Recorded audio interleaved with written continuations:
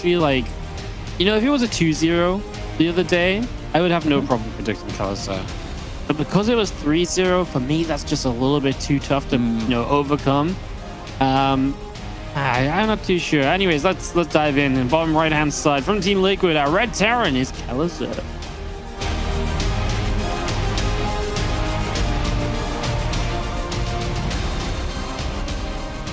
And up here in the top left-hand side of the map, we have the blue Zerg player representing Mexico. He is Cham.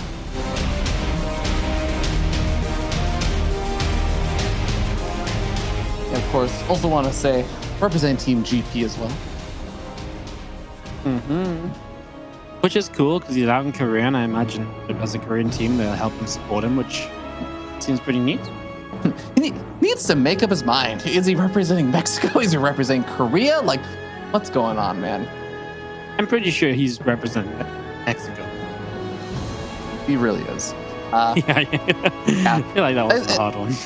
It is not, but it is cool. Kelazhur actually also very proudly represents Brazil, even though he's also one of those kind of very interesting players where he has grown up in Brazil and of course was like raised there and everything. But I would actually say before he even broke out in the StarCraft scene, he was living in the United States. He was actually born in the United States as well. So he's like a natural born citizen for the US. But then he went to school and is currently living in Europe. So he has truly just been all over the place and a very multicultural person. Pretty cool, huh? We got some pretty cool players in StarCraft, not gonna lie. Kelazhur also cool stories, working at Team Liquid. Yeah, no, it's actually really cool as well. Actually, just the relationship he's built up while living in the Netherlands with Team Liquid. He did his thesis with them as well. It's like super fascinating, actually. Like I kind of want to talk to him more about that, like privately, you know, like what he did and stuff. What was his thesis on? He can't say because it's business protected, but like I'm not necessarily so interested in what it's on as much as like just how that whole thing kind of works and stuff, like how it came about. It just seems really cool, you know? It's an undercover investigation on whether or not tournament admins deliberately put all the Team Liquid players in the same part of the bracket. Is there a massive conspiracy against Team Liquid? It happens all the time, but maybe it's just because the Team Liquid players are all so good, they just keep ending up there. I know, it's like, they met in the finals. It's the Team Liquid curse. I'm like, guys, there was no other way for this to work out. Yep.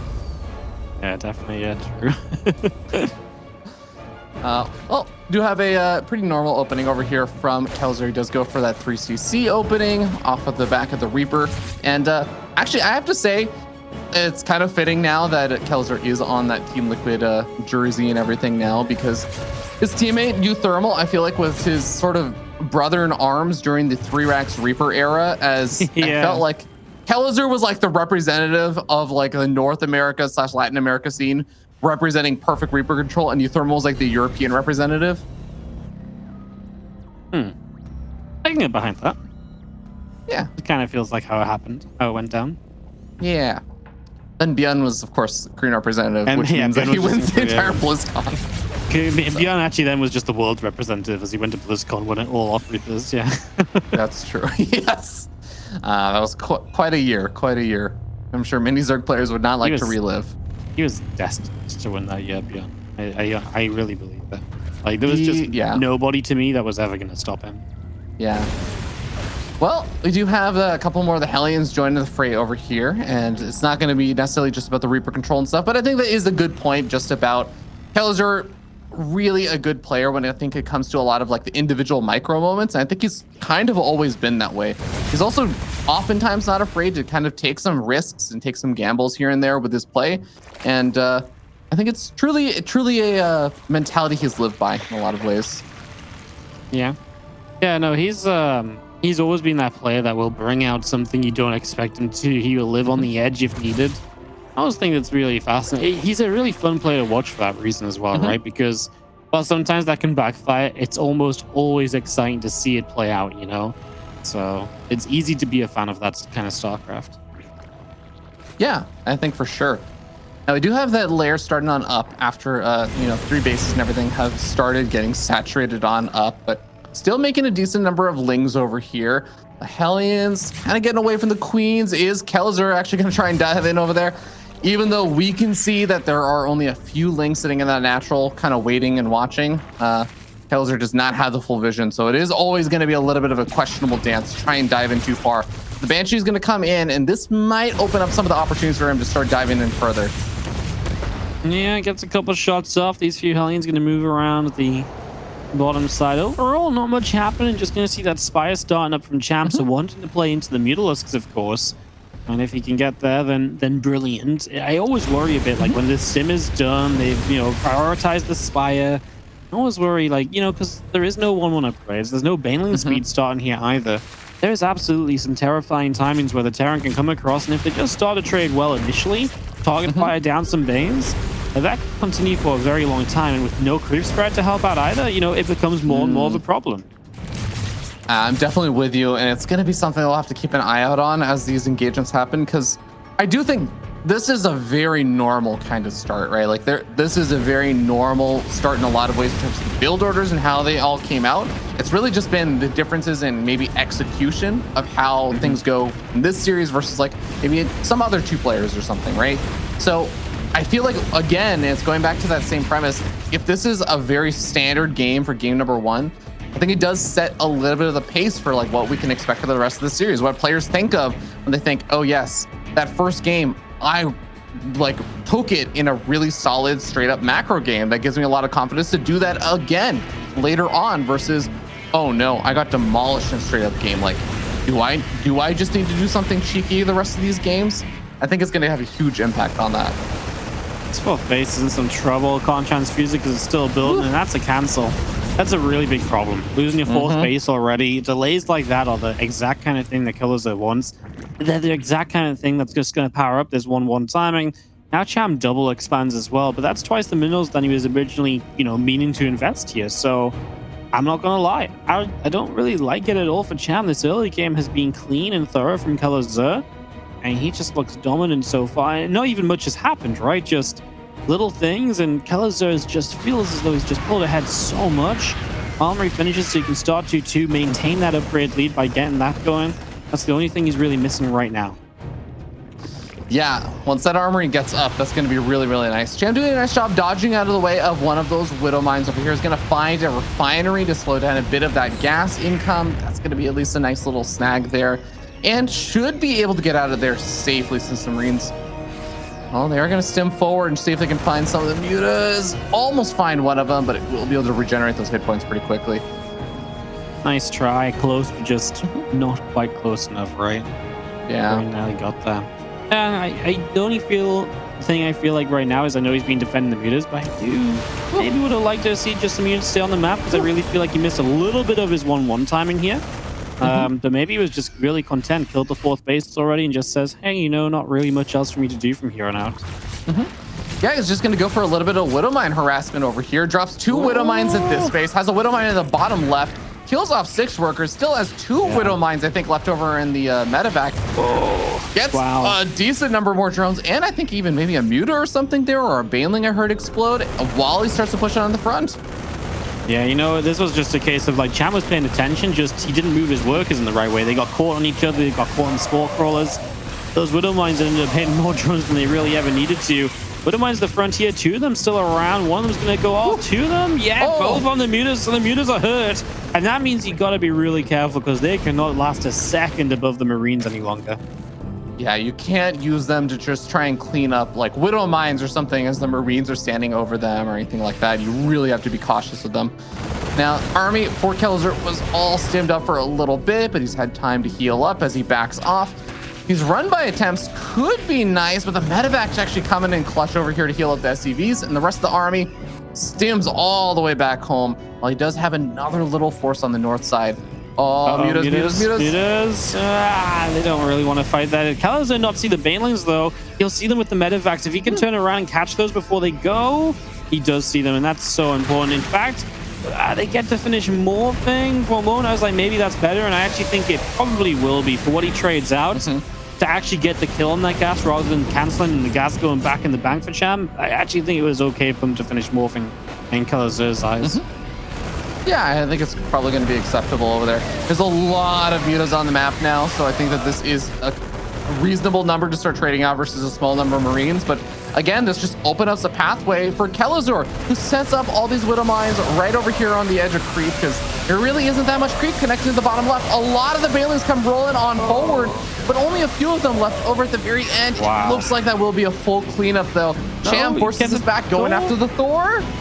Yeah, he could have had the medevac with the Thor inside much sooner, just didn't really respond in time. Kelazhur just had one of those fights which went horribly wrong very quickly, and then the momentum just swings, and Cham gets a lot of opportunity now to kind of continue through with it. That was a horrible fight for Kelazhur. It went wrong real quick. Yeah, we definitely see that reflected in the supply, and you know, that is one of those moments where if you get ahead and you have a massive swarm of mutas, that can be a big opportunity to just maintain that lead. Now, the mutas are actually fighting versus some of the Marines because he's trying to buy some space for these Lings to go for this big run by. And this is, again, just exploiting the fact that you've taken out so much of your opponent's army. It's hard to split up between multiple sides. Lings and a Bane on the bottom trying to run on up. The Bio army that deal with it. Just going to be seeing more Ling Bane meter on the right side, too. Going to start making a dive to the right onto this planetary force. Couple of Widow Mines. Beautiful Widow Mine there initially, to be honest. Now these few Banes trying to move through. They will not get anything. Amazing defense for Kelazhur. Everything lined up. You know, the stars aligned in that defense because one thing after the other just went in his favor. Yeah, now we do have a bit of a mineral bank there for Cham. I guess he's a little bit larva starved, so he can't really remake a lot of like the Lings and stuff. He's down to just 16 Lings and 3 Banelings. I am a little bit concerned for him if there is like a big swarm of units or Kelazhur starts getting on the offensive, because it's basically just the mutas out on the map right now. He's got a killer drone count, a good economy and everything, but really is starving a little bit for larva. You know, when Cham won that big fight before and he got that momentum swing, I really feel like he needed to like dive on a base or two there, get some like SCV damage done, because Kelazhur just rebuild off of that with the upgrade lead still in his favor and all the rest of it. And you can just see like the supply and the macro of Kelazhur really shining. And Cham just kind of struggling. And like I say, there was an opportunity for Cham to maybe have gotten more done. And he's obviously missed that chance. And that's obviously, at this stage, going to start to hurt. Yeah, it's going to be a bit unfortunate. But, well, we're going to see the mutas start to dive on in and actually bypass a lot of the army. Well, finds the Thor. The Thor finds them as well. Marine's not going to be too far behind. Is this going to be enough to draw Kelazhur back? No, the mutas are returning back home. A very roundabout path just to help defend, because I think Cham is realizing this is a very serious push. It's an extremely serious push. That topside base will not be allowed to come up. We do have a couple of drones starting to drop down. Now this force continues forward with the Thors included. And then we got a few Banes wanting to roll into this. Well, the Thors just going to pick their way through those Banelings. Here we go with more Ling Bane Muta. Continuing on through this, try and dive in on top of the Thors. One gets microed back. A lot of Baneling Sphere Dragon able to clean it up. There is a drop in the main at the same time. Just a few additional drones going down. There's these little chipping bits of damage that Kelazhur is dealing that will be the lasting damage eventually. That kind of just keeps Cham pinned back maybe that little bit extra. Yeah, I mean, it is important to note, like you were saying, there are these little attacks on like the top right, the bottom left and everything, or the top left and bottom left, I should say. But it is a little bit of a question to me. Like, Kelazhur keeps doing these big pushes. It's not like this, but above on the north side that we saw, really deep on a creep, and he doesn't wait at all for the creep to recede. He's not doing any kind of like patient plays. And it does feel like those Lings and those Banelings just get to close the distance so quickly and cause a lot of havoc and trouble. I do wonder if there's going to be a point where maybe one of these engagements, Kelazhur will need to take it a little bit slower and just try to actually clean up some of the creep spread and get into a good position, get well set up before taking the big fight. Yeah, I can imagine that's a something in the realm of possibility for sure, as we see the Bioforce moving around over to the left and just going to be aiming a push towards this base. I like killing this base because there's not a lot of creep further back from this base, right? So you can push in here very easily. Those Widow Mines. How often do you see Widow Mines go dead center on Banelings like that? Really not that often in that kind of like fight. Usually the Widow Mines get blown up, but no detection. Mines get perfect hits. Really going to help out just being able to have a little bit of that Widow Mine retention there, but here we go. We're starting to see another one of these fights potentially being teased at. Banelings connecting actually largely on, I want to say, a lot of the Thors and stuff. So A lot of them get used up there, and once again, this base is just having such a hard time getting up. Widowmine comes off cooldown for another shot, and I do feel like if Cham loses this base, like his economy is just completely gutted, right? He's had such a hard time getting up a new base. Yep, he needs to hold on to both of them, really, and he does hold to the top. This bottom side base there's been a long time coming. He's going to find the Lurkers. Wolf and the few Banelings show up, though. Can they buy the time? They will, kind of. Leaves a few of the Marauders behind as he brings the Marines back. Cute micro from Kelazhur to lift the Marines. I mean, if those Lurkers haven't come online, we are talking about a Kelazhur just kind of running through this base and continuing on kind of victory, right? But just about saved, and Cham stays alive for the moment. Yeah, killed off a lot of the Marines there for Kelazhur and gave him a fighting chance right now. Now, Kelazhur is working his way through some of the creep spread over here at the front lines. The Lurkers looking for an opportunity to kind of burrow and fight and defend a bit longer. And that's kind of like a nice thing for Cham, but also a nice thing for Kelazhur is that these Lurkers do also slow Cham a bit down. If Cham is not as prepared as he has been in some of these like other fights, he's caught a bit out of position. It does take a bit more time to actually get into the right spot to defend because, well, I don't actually know. Do we have all the Lurker upgrades and stuff? I don't think we have them researched just yet, right? Okay. Adaptive Talons just finished. That's why. Yeah. Just getting those upgrades rolling through. Kind of interesting that he chose Adaptive Talons pre-Seismic Spines. Usually you go Spines first, Adaptive Talons later. Adaptive Talons helps you to be aggressive, and usually Seismic Spines helps a lot more defensively, and is really what makes the Lurkers good. Yep, Widow Mines once again. Having to say, Cham's managing of the Widow Mines just isn't really there, right? In fact, it's just non-existent, and it's just Overseers being out of position, jumping on fights, which he's like, oh, I want to fight, but not really thinking about the consequences. He needs to smarten up a little bit because this is not something that will just hurt him in this game. It will hurt him all series long if he keeps fighting like that. Definitely becoming a bit of a problem. He just started to clean up some of these Widow Mines later round, and these Lurkers starting to work away at a few of these Bioforces, trying to buy some time, but at the end of the day, looks like the hatchery is just going to get right-click down, and it will end up falling. At the same time, Kelazhur is pushing on the north side. He's not able to make progress over here, though. There's enough links and also those two staple Lurkers holding the line. Man, this game continues to draw itself out as Liberators and Ghosts coming through. We are at that point where obviously the Lurker count's getting high. You need to get those tech units up and really make use of them in the fights. Talking about tech units, a Ghost just went down there. I love that Widow Mine on Burrow because it was about to blow this Bio army up. At least this time it hits on just 1 or 2 units that can survive it. So not so bad as this fight continues. And actually, I don't know if I should agree with saving the Thor over the Ghost. I feel like the Ghosts have more value overall at this stage. Yeah, but I mean, Thor is pretty cool. I know what you mean. I know exactly what you mean, but it is just one of those things. I think split-second decision. You're like, Thor, big unit, costly. Let's go. I can click this one, no doubt. It is a bigger target and less likely to misclick. This base just not allowed up. It's what Kelazhur's done such a good job of. Denial of economy all game long. Cham is just being kept back, and now you can see the effect. He has basically no minerals left in the bank. He cannot max out. And Kelazhur is just 1, maybe 2 fights away from winning this game because every fight from here on out, Cham's not going to rebuild off of. So successful fight right now for Kelazhur. More or less just seals the deal. Let's see what he can do here. The Banes are going to force a split. The Liberator's going to hold for a little while as well. The thing is, trading out like this isn't even good for Cham, right? Because this was like, he still lost a lot of what he had. And now he just, like I said, he can't rebuild that. Man, the Ghost Cloak actually really helping out as well. I mean, hey, good identification if your Widow Mines aren't getting cleaned up because there hasn't been always the detection for a lot of those fights, then yeah, your Ghost Cloaking is going to be actually pretty helpful. Even though it takes some of the energy away from your snipe, it's going to keep them alive. And these Liberators are such an issue now as well, right? There's a Lib here, a Lib there, getting so much done. There's been no proper control of the Liberators. There was, yes, there's Hydras, but Hydras struggle and they've never been in good numbers. There's the sort of scenario where you just want a few Vipers or so in your play and they would go such a long way. But how is he ever meant to afford Vipers in this game? Well, you just weren't really. Like, it's no fault to Cham that he doesn't have them because of how the game went. That wasn't a mistake. It was just he was too far behind to get Vipers. So just the few Libs causing so much chaos and so many issues.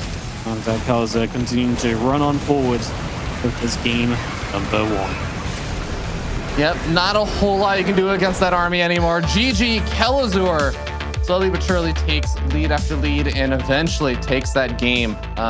Really solid, straight up macro, kind of like what we were, I think, expecting out of how that game was leading up. But it did just seem, again, like Kelazhur was starting to gradually get further ahead the longer it just was a straight up game. I did think that Cham had some good moments that he didn't take maybe full advantage of.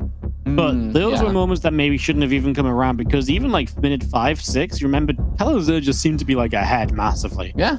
And the one thing I will say is that Cham played a really good game overall to not die before he did. Because this game could have easily ended at like 9-10 minutes. But it ended at 21 minutes. So there's got to be something about Cham's resilience there to take into account going forward. So all Cham needs to do is have a cleaner early game. And in theory, he should kind of rock and roll through the rest of the game. So yeah, that's a fair point. I think that's actually a pretty good point as well. Like, it's just when there is one of those kind of like rough starts where it wasn't even necessarily like, it's not like we go back and like, okay, here's the moment where the Widowmine killed 64 drones. Like, it's not like, oh, okay, clearly this is where everything went horribly, horribly wrong. It did feel like a kind of slow and gradual falling behind for Cham in the earlier stages of the game. So I think it's going to be a bit tough to try and figure out exactly how to handle all that stuff. Like you were talking about the upgrades being part of it. I think one of the things that did work out was the creep spread wasn't getting cleaned up as much. So definitely got some good creep spread engagements that helped him turn the tide of things. I do also feel like Kelazhur also could have maybe made it easier for himself. He kind of missed the 1-1 timing in a game where Cham didn't have Bane speed or upgrades. And that should be like prime time to deal some damage as well. But instead, he got that council on the 4th base. It's like, cool, I'll go and back away and not move out again. Respected the mutalists a lot. And there's something to be said about respecting the mutas, but there's also something to be said about missing those opportunities, because sometimes that's just the greed of the Zerg and then they get away with it. You got to be able to stand up and punish that kind of stuff sometimes. Otherwise, throughout a series, it might not go in your favor a couple of times so far as we pick off on Romanta's side. Bottom right-hand side of the map, up 1-0 from Team Liquid. Our red Terran is Kelazhur.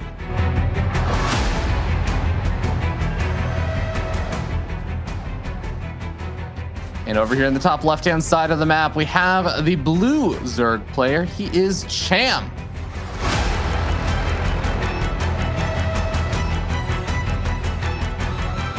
He is sending out an early drone. A proxy hatch. Is he looking for proxies? Just drone scout. No, he's just looking for proxy racks. I heard you say early drone. I was like, oh, early drone. And you know what I thought of immediately? I thought of that Eric game. You remember, was it Eric Terran? Were you on that day? You might not have been. Oh, no, I was not on that day, but you went on that day? There was like a proxy hatch, and I think because of that and it being Latin America, I was just like, ooh, proxy hatch, you know, instead of the more logical, he's just checking for proxy racks. So see, but what if it was just a hidden base against Terran? That would be horrible. Oh my god, that would suck so much. Yeah, that'd be really rough. I'm sorry for whoever might have thought of that idea in the past. Yeah, well, if you ever want to see a Zerg player make proxy hatch work versus Terran, there's a wonderful streamer named Boom with, I think, 18 O's in Boom. So I've seen that stream, right? And I thought, how do you ever log into your stream? I just don't understand how you log into your account. It's really simple. You just type O 18 times. Do you have a macro on your keyboard where you press it? Do you have trouble counting to 18? Yeah. But when I'm pressing the same letter multiple times in a row, it's actually much more difficult than you think. That's fair. That's actually true. Yeah, because you doubt yourself. You're like, wait, did I just do 2? Like, yeah. Yeah, I imagine like you have all the barcodes in StarCraft, right? But you just log in with your email. Imagine there's like other games where your username that you log in with is the actual username you have. So if you try and do this barcode username, it's like, oh shit, I forgot my username. Like, was it ILLLIL or is it LLILLIL? And you're like, oh, I guess the account is gone. I have lost it forever. Shouldn't have made a dumb name, should I? No barcode zone, man. No barcode zone. I mean, that's how you answer barcodes. Make people actually type them out again. Ooh, that's actually a pretty cool idea. You can be a barcode if you are able to type it out a second time. That's the rules. Yeah, I think that's actually I think that's a pretty fair rule. Every time you log in, you have to type in your username. I get behind it. 40's quite easy to type. Yeah, Wardy is pretty easy, but you always have to pick between Wardy with 3 eyes, Wardy with 1 eye, Wardy I don't. It's TV. Wardy with 1 eye. It's just that simple. I know. I'm gonna stop you right there. 'Cause I know what you're about to start doing. Remember that time at BlizzCon you tagged everybody with Wardy with different eyes on Twitter? Yeah. Oh my god. Literally just every time I tagged Wardy in a tweet, I would just add an eye. I think I got to like 13 eyes, but never been so popular. One of them responded too, I think. Yeah, they were like question mark. Oh, it's so childish and easily pleased. Ooh, we finally got a little difference from the standard Terran versus Zerg opening. We do have a fusion core being added on over here. Yeah. With the Banshee also. Banshee opening is at the same time. Yeah, safety Banshee just in case this roach is super early. I don't think you need that on Romanda's side. I don't think it necessarily makes a whole bunch of sense, but yeah, I mean, just Banshee into BC. It's not super weird, right? It's kind of the norm. At least it's kind of weird nowadays because you just don't see it a lot. Like, you just don't see the Banshee because people would rather just go hard into the battle cruiser, skip the Banshee.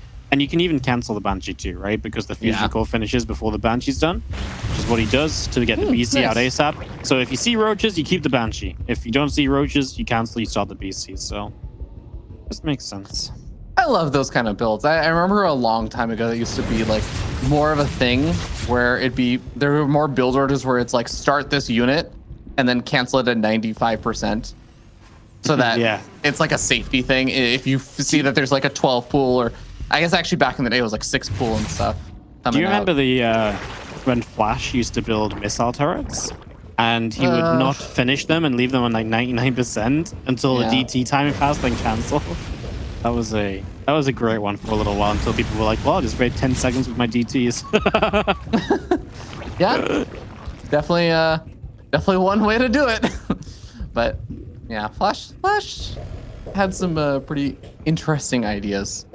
Well, we do actually have the full-on mech, by the way. It is going to be those multiple factories being added on over here. So Kelazhur living up to his bros Euthermal's name over here for that Team Liquid representation.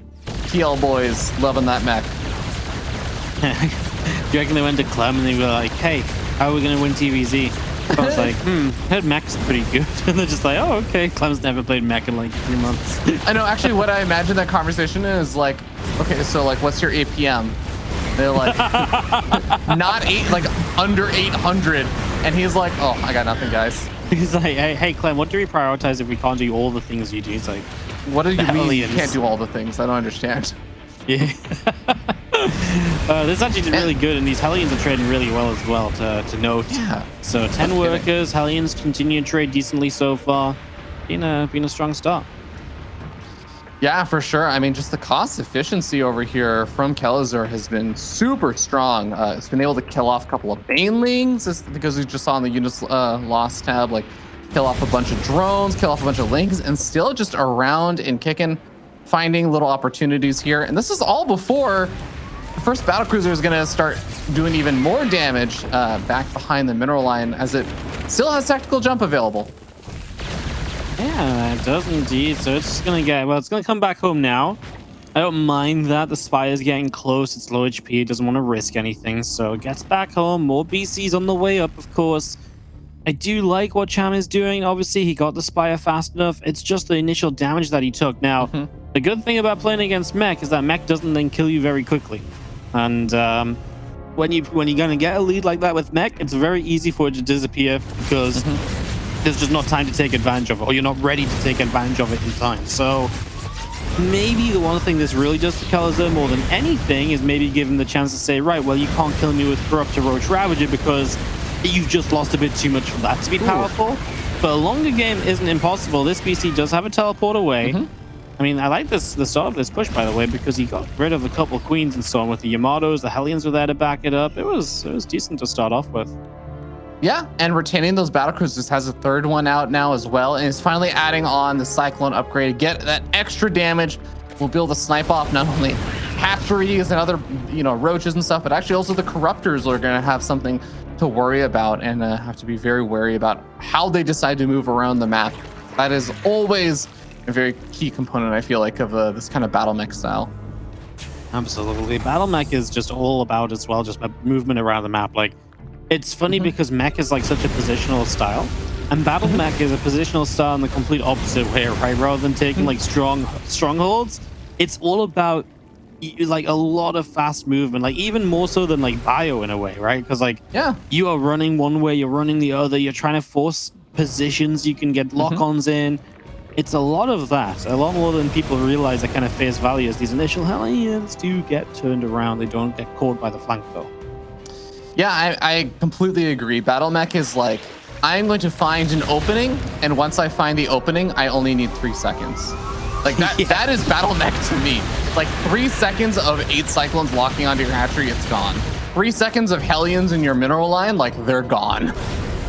That's true, and you can just see this movement around the top side. Kelazhur, all of this creep he's cleaning up leads him to, as he thinks about the mineral line, all that creep he cleans up leads him into that idea later in the game of, hey, you can't see my moves up here. I'm looking for that lock on. I'm looking to kill that hatchery. Yeah, exactly. And it's gonna be a very tough situation for Cham once he starts losing more and more of this vision. He's already lost most of the vision on the north side. Of course, we can see it, even though Kelazhur can't. That most of the units did move down to the south side of the map, so there was maybe an opportunity to move up to the north. But he's gonna actually catch a couple of the Baneleys being morphed in over here. Some of the cycles might get caught by these roaches and ravagers, and we are going to see Hellions diving on forward. Yep, going for that mineral line again, utilizing that lacquer creep spread, which he created up on the top side. As these Hellions morph into Hellbats, they will not do too much. Drones did get back at a decent time. Kelazhur adding a 4th BC, by the way, which is something we've seen some people starting to do more recently. This idea of a 4th battle cruiser, just saying, well, it's just a little bit more power. It feels as though a lot of the time it's a, hey, if I can safely get up to the rest of the mech army, then there's no harm continuing to add those BCs on. So we've been seeing that a little bit lately, and he'll add one on now. We'll see if he wants to keep building BCs. I'd imagine not. I imagine now it's going to be much more about that ground army building up for the future. Yeah. Here come the Yamatos on the Corruptors, then immediately teleport on out. And I love this when you can afford the extra APM for it. Just leave only one battle cruiser to teleport out. Teleport them out one at a time. Get some extra kills. Yep, as long as the corruptor count isn't high enough to start 2-shotting the BCs, you're super safe to do that. And that's just good identification from Kelazhur there, saying, yep, that's exactly the situation I'm in. Just make sure that's not going to happen, and boom, walking away with a pretty happy position, pretty happy setup. Here we go, big fight right now. A lot of tanks, not sieges. This fight starts. Banes I feel like the Banes are on the wrong side. They're all on the right when maybe they need to be on the left. But the Roach Ravager cleaves its way through a whole bunch of siege tanks. That's got to give you a little bit of hope there as Cham, as he continues forward. He ain't stopping right now. Kelazhur. I mean, this is the problem with mech, right, Fear Dragon. You just take one bad fight, you're not quite in position, and suddenly there's gain so much momentum, and you lose so much because your army is so valuable. That's an expensive loss. Yeah, and we can really put it as simply as nothing that Kelazhur had was sieged up. I want to also do want to highlight that Cham actually did a really nice job with actually splitting up some of his roaches. There's small little segments off where he was actually spreading them out, sending 1 or 2 roaches to be closer to, for example, the tanks on the right, so that they would just attack only those and not like the big clumps. So nicely handled there by Cham, and a great pounce on opportunity there. Kelazhur is going to have the ability to probably remax a bunch of those tanks and everything soon-ish, but he cannot afford to take a fight like that again. Yep, no, it's one of those things where one time in a position he was in, fine, fair enough.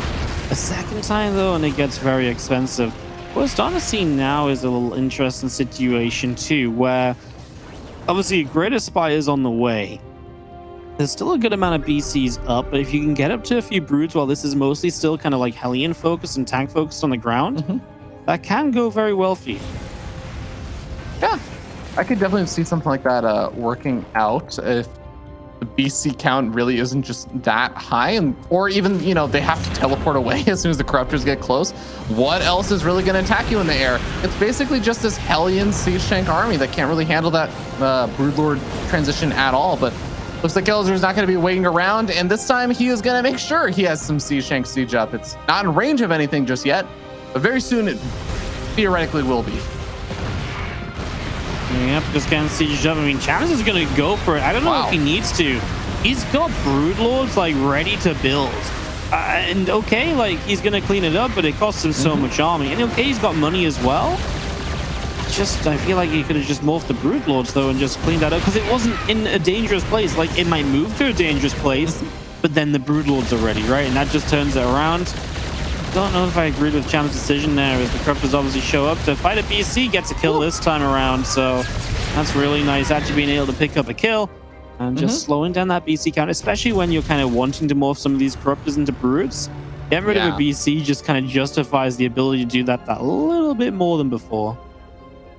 I do think there's going to be a nice golden opportunity for Cham, though, because like you were saying, even though it was like maybe not the most necessary fight for him to take, he got a 6 around, so I guess I don't mind it as much. Now, Corruptor's going to find an opportunity to kind of do a bit of caustic spray on this planetary fortress, and I don't think the battle cruisers are close enough, and obviously don't have teleport off cooldown to actually handle that, so PF goes bye-bye, and Hellbat's not finding any drones there just yet or anything.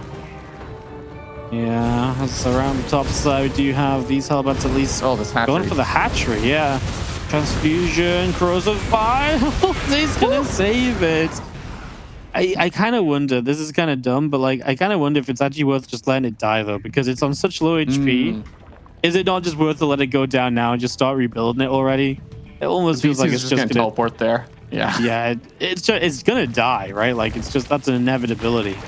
I don't care how many spines you start to build or spores or whatever. One BC shows up and I mean, yep, Yamato queued up and it's dead.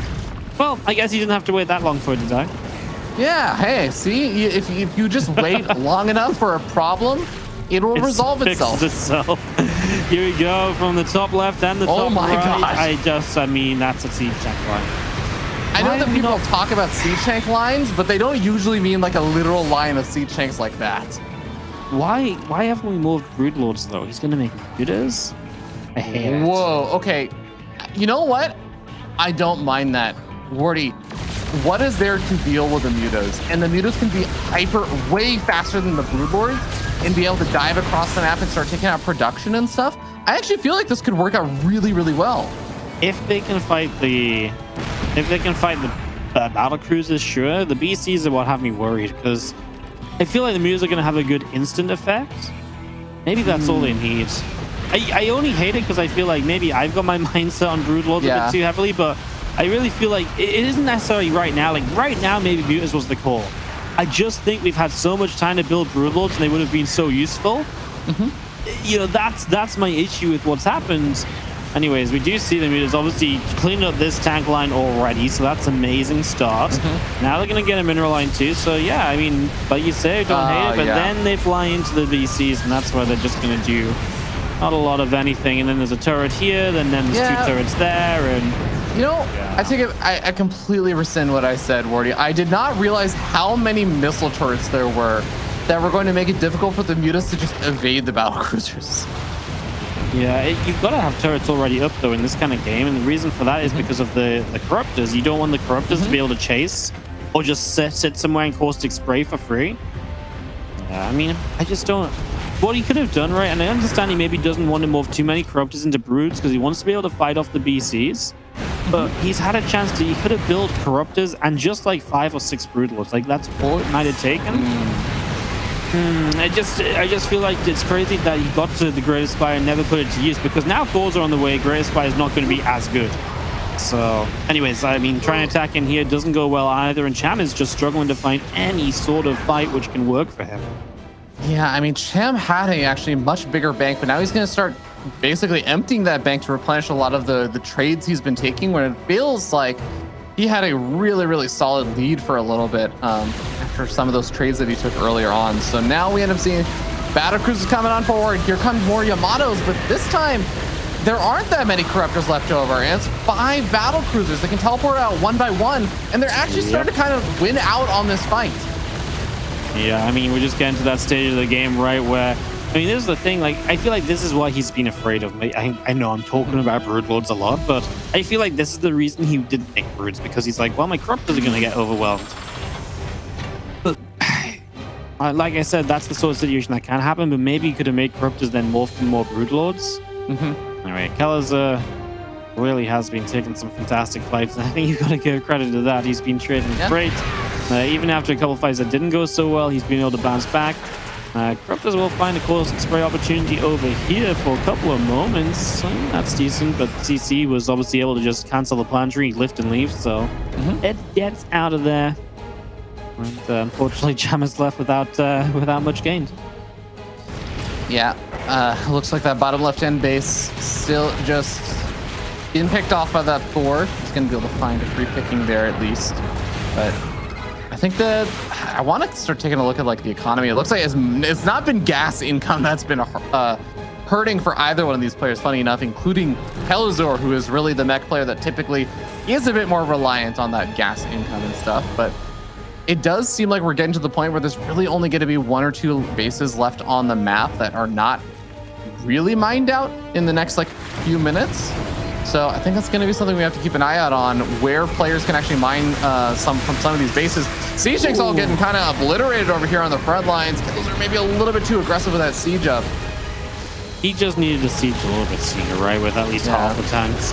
But at the same time, he's also flying a ton of BCs over on this side. The corruptors are going to disappear. He teleports all out at once. It's tough to call maybe that when all those corruptors show up and he just wants to make sure he doesn't lose any BCs, but he probably could have just stood and fought and probably maybe not won the fight straight out, but probably could have got a good few more corruptor kills. The Thors are just kind of sat on this left-hand side. I'm kind of worried about them just being here, especially with all those lings that are around now. They are going to be a good way to maybe just kind of take the brunt of the damage, get a wrap around and start clearing this up.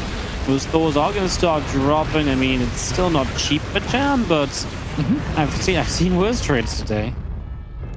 That is definitely true. Now, I imagine that the battlecruisers should be repaired up by now, and we'll be able to help out. And actually, if all the battlecruisers get one more Yamato off on these corruptors, there's only 10 of them out, and there are 9 battlecruisers.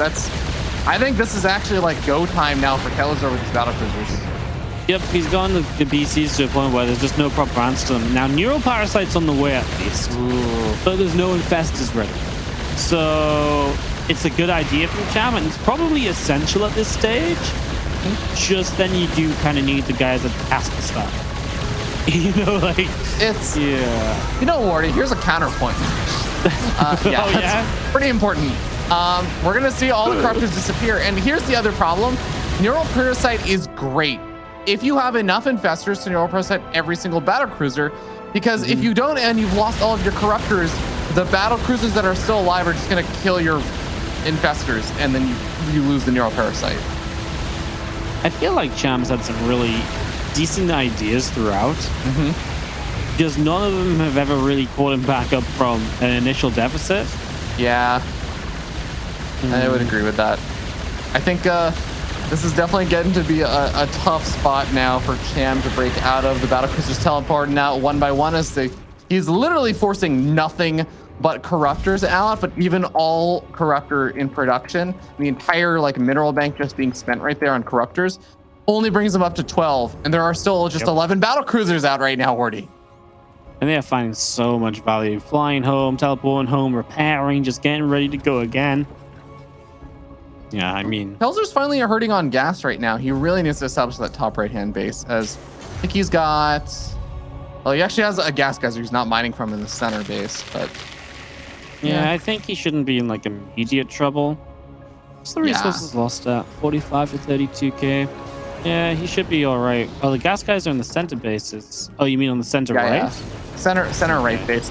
And I took a look. He's still on like 6 or so gas, not including that center right one that he's not mining from. So should still be okay for a bit. Yeah, he'll be all right. He'll manage. Yeah, it's just like low right now. But the thing is, a lot of what Kelazhur is working with doesn't need replacing all the time. Like you know, especially like the BCs, they are just not dying, so they don't have to rebuild so They do much. cost gas. They do cost gas to repair, but I agree. That's Like true. it's a fraction of what they actually cost to make. Yeah, when you consider BCs and repairing BCs, it's like, then you really realize the efficiency of repairing fungals go down. I mean, cool. Stop one of the BCs teleporting away. Yeah, I think it's the fungal growth because you're like, I only have one infestor here. Yep. Oh shit, that's not enough. Like, this doesn't work with one neural parasite. I mean, obviously, yeah, it's not enough infestors, and that's the problem Cham's kind of been facing for a while. Is how many corruptors actually died this game? 60? Kind of a few. He's traded 1 BC for every 10 corruptors he's killed. That's a pretty decent statistic. Oh, it's gonna be a few more than that very soon, Wardy. Yep, this is an army for Kelazhur that does not go down. He loses 1 BC. He actually might lose 2. Yeah, this more corruptor is starting to rally on forward. He loses 3. He's actually, again, maybe a little overconfident. Not that it matters, because I think off cooldown. Yeah.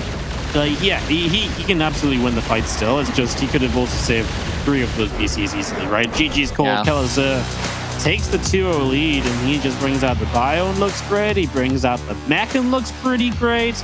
There was like one fight in this game where Kelazhur wasn't siege, and Cham says, right, let's go. And that was a really good moment for Cham.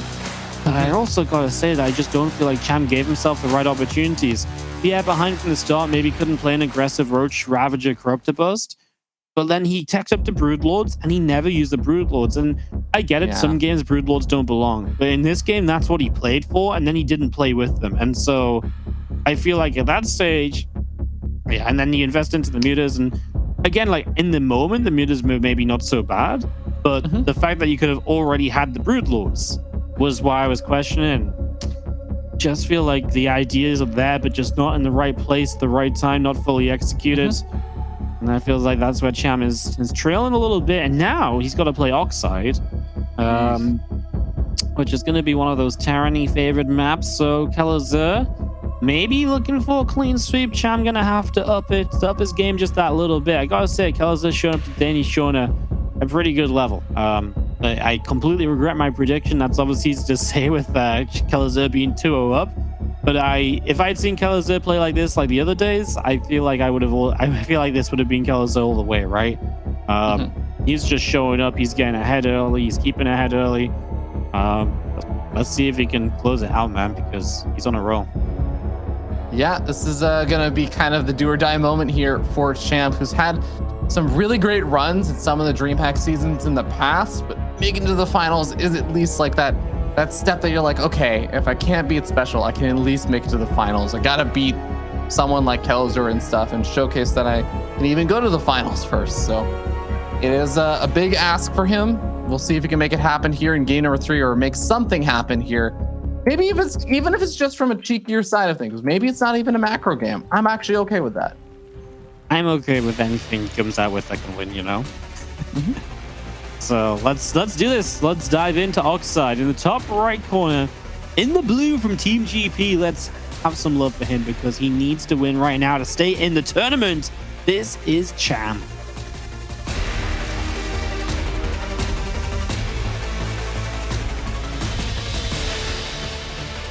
And down here in the bottom left-hand side of the map, the red Terran player, also known as the DA God, he is Kelazhur.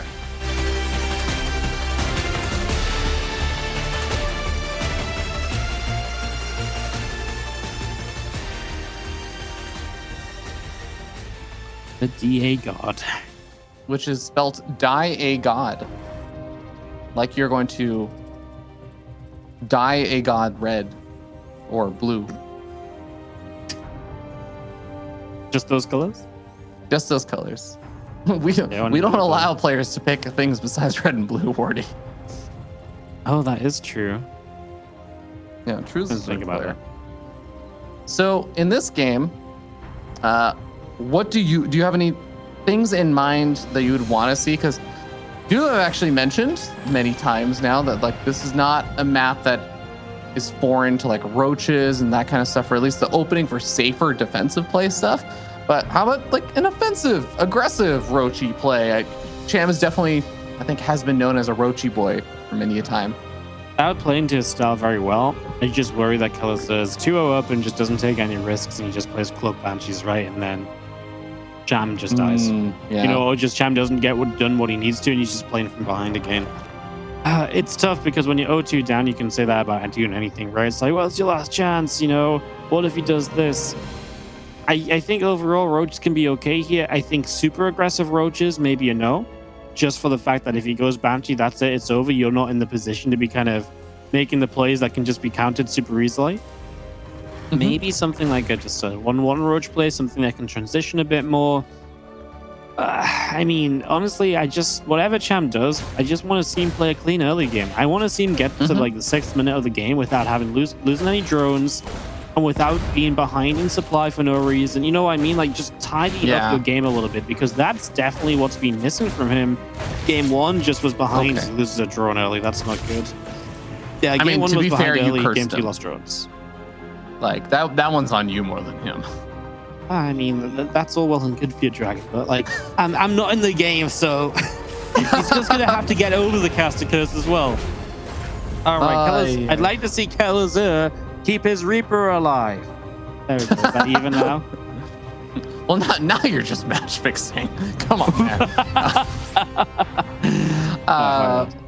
Well, yeah, I'm totally with you though. I do think that is gonna be one of the big things I want to see from Cham, is to be able to get to that mid game. We do see that Roach Warren coming down nice and early on for that potentially earlier game Roach defense. We'll see if he does decide to mix it up into something a little bit different or more aggressive later on.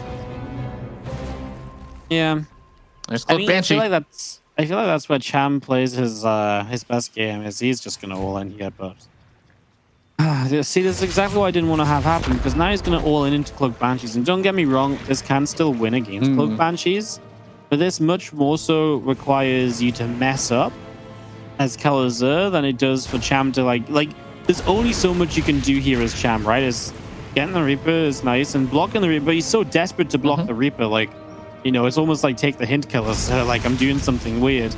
But yeah, no, I mean, this is more so about Kelazhur not scouting it and Cham denying that scout than anything else. And then maybe Kelazhur's Banshee isn't in the right place, maybe he doesn't get the Roaches initially. Because Banshee stays at home right now. I mean, it's looking okay for Kelazhur right now. He needs to try to spot the Roaches when they move out. That's the biggest next step. But if the Banshee's already at home, it probably doesn't matter if he sees them or not. Yeah, it looks like the Overlord is keeping a close eye out on those Hellions, and he should know that the Hellions are now darting down to the south side. They're actually just going to go straight over toward the creep. And he's just going to drop a scan. He's going to counterattack in. The counterattack in's scary if you can actually get in. The Banshee sees the Roaches and Ravagers, so now he kind of knows, but maybe he wasn't paying attention because the Banshee flew past. So Kelazhur's missed the scout. He's got the Banshee in the wrong place. This is everything aligning for Cham to actually work out perfectly for him. Oh, the depot's down. And the depots are down. Oh, wow. Kelazhur.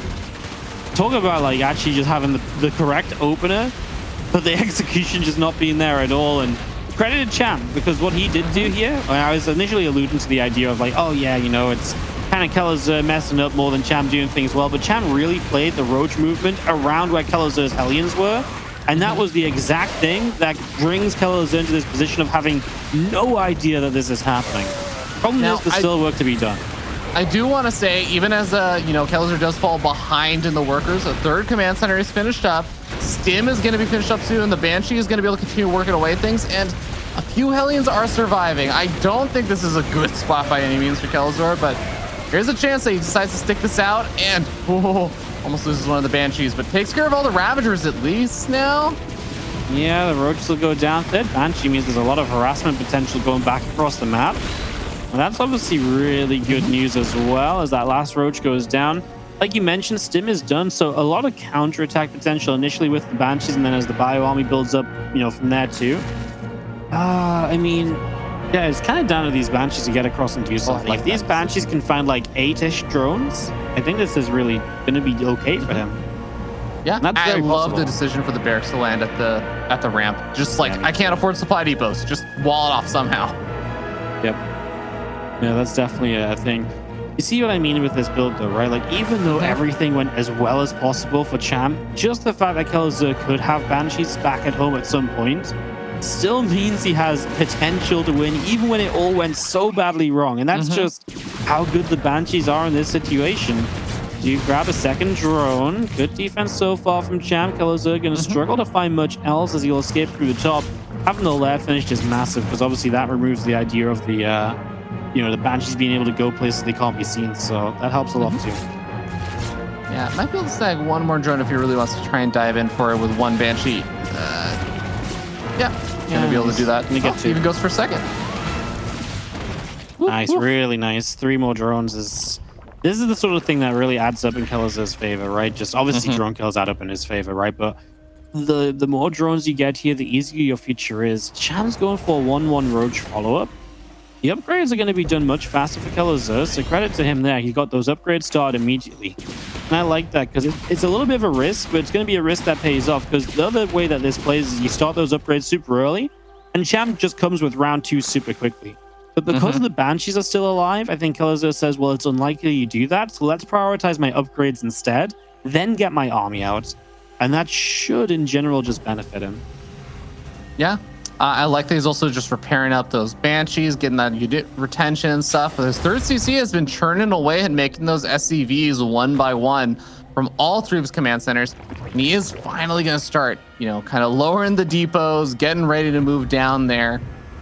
Cham doesn't really have a whole lot of vision out on the map right now, so it is going to be interesting. I guess his Overlord is just barely in range where the command center will land, so he will spot that out. Good information to have, obviously, is he's actually going to drop the Infestation Pit too, so he's not looking to be super aggressive with the Roaches. I wonder if that's just the Banshees, because he knows there's still 3 of them alive. And so because they're all still alive, he just says, there's no way I win with just attacking with Roaches, so... I got to play Roaches into Hive, Vipers, maybe even into Lurkers. Depends how he wants to play. Maybe even a couple of Infestors could go a long way. It's something that Bly likes to do. Add like 1 or 2 Infestors into Roach styles. It's surprising how well they can do. Yeah, definitely possible if he wants to try and take it to that kind of stage of the game. And she's got to be careful if they want to stay alive. I mean, it's like you were saying, the existence of the Banshees is putting some pressure on. A few Marines can't fit in the medevacs, but the rest of them going to be heading straight over to the main base and might even be able to just drop in behind this mineral line if he draws enough units over the main. Yeah, he actually... It was actually a cool idea. He was like, you're going to go to the main base, so I'm just going to drop here instead. But it's a really good split from Cham. He played that correctly. He saw what was happening well in advance, and he had his own split set up, so did not allow anything crazy to come from it. It's actually going to be Infestation Pit for Infestors. Wow. I mean, definitely can be effective if you can get some like solid fungals off. Marines don't exactly enjoy the fungal growths, especially after they've stimmed once. So we'll see if he's going to be able to make a whole lot happen with that. Starting to see Marines trying to find a few pickoffs over here on some weakened Ravagers. I actually really like it. There's definitely like a surprise feat, a surprise factor of like those Infestors showing up and like, haha, first fungal, and you're like, wait, what? And then you just died. So there's definitely something to be said about that. Kelazhur here going to work his way through creep. Obviously, Kelazhur, if he doesn't get caught off by the fungal, is that Banshee going down? It was, wasn't it? So a Banshee shot down. If Kelazhur is careful and, pushes the tanks up well, it's going to be tough to have that fungal do too much, but for what it costs for 2 Infestors and the potential 2 Infestors alone give you, I really don't mind the investment there and just trying it out. I mean, you're on your way to Hive for other things. This wasn't just like an Infestation Pit just for 2 Infestors. It's mostly to go Hive. He didn't build Pathogen Glands, so it's very low commitment in that regard. As we go into a Spire. That's actually a really good point. Yeah, there's no Pathogen Glands. It is a very light investment, just saying I will have these Infestors for long enough to regenerate the energy and actually be able to make use of them. I like that. Yeah, I like it too. These drops have been really well deflected too, considering that, drops are like the big counter to Roach Ravager. He's been really good at not taking any damage at all from him. Yeah, definitely. And, with just how wonky the early game start was and how behind both these players ended up being, I have to say also, Cham definitely not staying too far behind on these upgrades. He's got his own 2-2 nearly finished up right as the 3-3, I think, is going to be starting up over here for Kelazhur. Oh, Oh, this drop. You know why I just cast a curse this, didn't I? These drops aren't doing anything, Robbie. Oh, look, the drops are going to do loads. How many times have you cast a curse literally this series?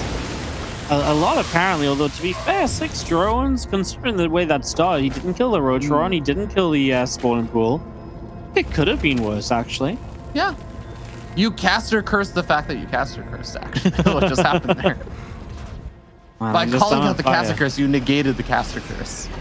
Just can't stop everything you say. It follows You me, actually just can't DreamHack, and win. it follows me. I just love that you were like, I'm afraid that if he goes for the Roach play, that there's gonna be cloak banshees. It's just like, that's what's happening. Well, he's gonna be able to find the Bioforce, but is this actually a fight that he wants to take right now? Yeah, all these fights are kind of interesting. Lifts up, gets out. And single infestor here looking for the fungal, misses. Well, lands on the Banshee. That's not what he was aiming for. It was nice to get rid of the Banshee, but also getting to the stage where Corruptors are coming up. So these Banshees are at the end of their lifespan anyway. There's not much more time they can spend just hanging out over. But what if it target fires down an infestor? I mean, great. You got 2 shots on it. That's not quite enough. Yeah. Good try, though. Yeah, I mean, good way to go out, at least. Yeah. Kelazhur, he's only got the 3 medevacs right now, so they can't do a big doom drop play, like physically impossible to do with his current medevac count of his army until I guess the rest of the 4 medevacs show up. He's got that drop on the top left-hand side that I think is pretty much evaded Cham's notice. Yeah, it's going to drop into the back here, start to unload. This is nice. Cham has some units nearby, but not super near, so a few drones will go down, and now you can just lift up and drop toward the natural, at least force the Corruptors over here to probably deal with this. Kelazhur's busy focused on the army on the right side. Oh, massive God. fungal growth. Ooh, I mean, unfortunately, only 1, not a combo, because otherwise these units would die. Now the medevacs can at least heal out of that, but nice little slowdown. You know what Cham's done? He's gotten a Broodlord Sphere Dragon, and with Broodlords up, there is not really much of a response to Broodlords from Kelazhur in the slightest, so it's going to be a feature as Widow Mines are doing surprisingly well with the Siege Tank and a few Marines and Marauders. I mean, the SCVs joined the fight to slow it down, but this is an extremely expensive trade for Cham. I mean, yeah, he gets a fair amount out of it, but not for free. He paid a lot of units to get that far forward. That is true. I do agree with you. Like, I think Kelazhur's maybe okay with it just because he doesn't have a 4th base yet that's mining or anything. It's well, I guess I should say he doesn't have a 4th base anymore that's mining, as obviously he had to lift up his orbital and stuff. So he doesn't have that many bases to mine off of. 54 workers is not 100% ideal, but I think he can live with that for a little bit. It is going to be about dealing with these Broodlords now, though. The Siege Tanks are all sieged up, and well, he needs to make sure he's focused firing down those Queens and the Ravagers so that he doesn't friendly fire his army. Or he can just leave with his army. That's also an option. Yeah, just gonna try and escape out. The medevac's getting shut down though. The Corruptor's showing up. He's gonna unload, which I don't hate. There's only like a few Ravagers there, but the Broodlords are chasing, of course, as well. If the Broods weren't there, obviously it's a decent fight, but the Broods are there. Kelazhur, like you said before, just isn't really mining enough, and that's gonna be his issue. He can't keep rebuilding, where Cham absolutely can keep rebuilding. This base is on fire, and yeah. We've got ourselves a push from Cham that's probably going to keep him in this series. He manages to get it done on Oxide, and he really went against the odds as well. The way the build was set up was not good for him. He had to play his heart out to make that build work to some extent, at least initially. And then it was a lot of defending up until this point where he finally has the brutes that's the on the COVID map. outbreak right there. Oh, God. Wow. And that's why we stay apart from each other, guys. Social distance when there's an infestor around. No mask or vaccine gonna help on that one, but well, we're gonna end up seeing that at least a decent chunk of the army for Kelazhur survives, but this is now the supply really reflecting the tail. Kelazhur does not have an answer to the Broodlords right now. The ghosts are okay, but if you don't have anything else on the ground in front of the ghosts are not gonna be able to use sniper or anything there. Yeah, this army, all Cham continues forward. It's going to be a couple miles of siege tank going down. There is no real saving this from Kelazhur, so Cham gets to take us to a game 4. There's his map win, and Cham staying alive. Well. I mean, this series continues to heat on up. I think it's, I mean, a really cool game. Like I say at the start, I know I talked a lot about Broodlords in the mech game. We actually got Broodlords here, and it was the perfect play because Kelazhur was so busy trying to fight Roach Ravager and dropping that he never prepared for Brood Lords. You know, there was zero prep for that. Just couldn't deal with them at all once they arrived. I think what was even cooler about that just a little bit earlier in the game was just the fact that they just have that kind of Banshee setup. It's like what I, talked about, and it just wasn't meant to go well for Cham. And I was a little bit rude. I said, it's on Kelazhur to mess this up, but actually Cham played it really well. This game revolves around this, because if that Roach Ling attack has the Banshees on it from the middle of the map, it does not do anywhere near enough. But he kept the Roaches until he saw Kelazhur be lazy with the Hellions on one side, ran down the other, and then Kelazhur, he wasn't active enough with the Hellions, got punished heavily for it, and that's what opened up that attack, which opened up the game. Now the question is, what do you do now as Cham? Because, do you keep up being aggressive if that's how you win the last game? I don't like that idea, but then the macro games didn't work out, so I don't know. That's a really good question, and I honestly don't have the answer to it, Wardy. There's a lot of things that could have gone very differently if Kelazhur had been able to notice that big attack heading his way. But it's like you were kind of saying, like, it was a good start there for Cham, and he was able to carry that out into a victory and stuff. But it was like a really good start off of what maybe wasn't supposed to be a good start. And it's like, okay, how do you in game 4 open up to get that good start? Do you just go for another kind of like big all-in attack and stuff? I don't know. Because he hasn't got a good start off of like a standard opening yet. That is a part of my fear right now. I feel like he has to. I mean, Blackburn you can do something weird with, but it's difficult. Yeah, I know what you mean. It's like if he doesn't do something funky, he's just behind. That's how this series is played. Yeah. I wouldn't like Cham. It feels like such a tough decision. Yeah, I'm interested to see what he's going to be busting out over here. Because like you were saying, Blackbird, there are some funky things that you can do, especially since, it's a map with gold bases and all kinds of fun stuff. There's multiple attack paths. There's really weird decisions you can make on maybe like where you take your expansions that can affect how things play out. I can definitely see some cool ideas coming out over here from Cham. Or even, just maybe like early attacks and stuff that could work out, and maybe just throw the game into a little bit of chaos there.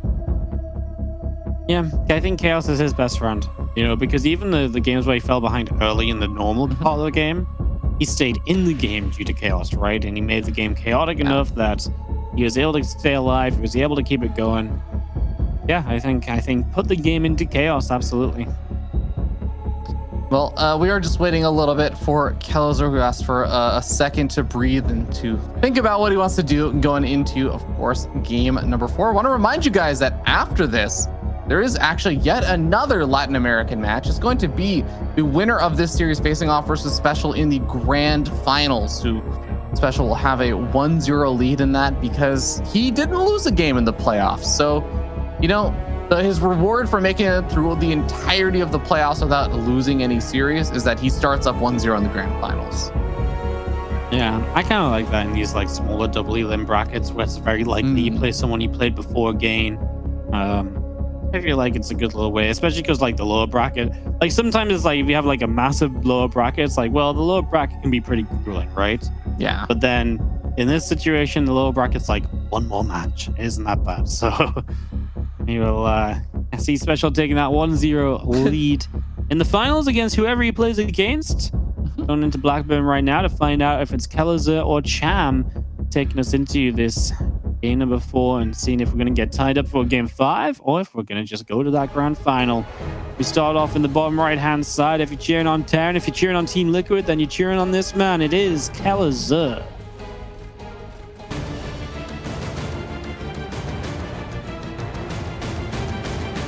Down here in the bottom left-hand side of the map, we have the blue Zerg player. Representing Team GP, he is Cham. Or as cats like to say, Chamico. The Chamico? Chamaco. Chamaco. Yeah. I think it was Chamaco. Chamaco. Do you know what Chamaco means in Spanish? I was here yesterday for your drug. Oh shoot, I can't make something up. Never mind. I know I was just the host, but good to know I was truly forgotten about. I was gonna completely lie to you and be like, yeah, means green caterpillar. Spanish. Because he's inching his way to the top. I'm just gonna let you run around with that bully for a while. Amazing. I appreciate your intent to just troll me. I like to go for the long cons, man. I like to go for the long cons. I can see it. You know, something I'm actually a little bit surprised by is that we haven't seen Kelazhur go for any cheeky plays. And I mean, granted, it seems like when it goes again to like the longer straight up macro games and stuff, if Kelazhur is able to like stay even or ahead in the early game, that he still does pretty well and everything in the later stages. But he is like the kind of player that I usually feel like in a best of 5 will bust out at least one kind of cheese or all in.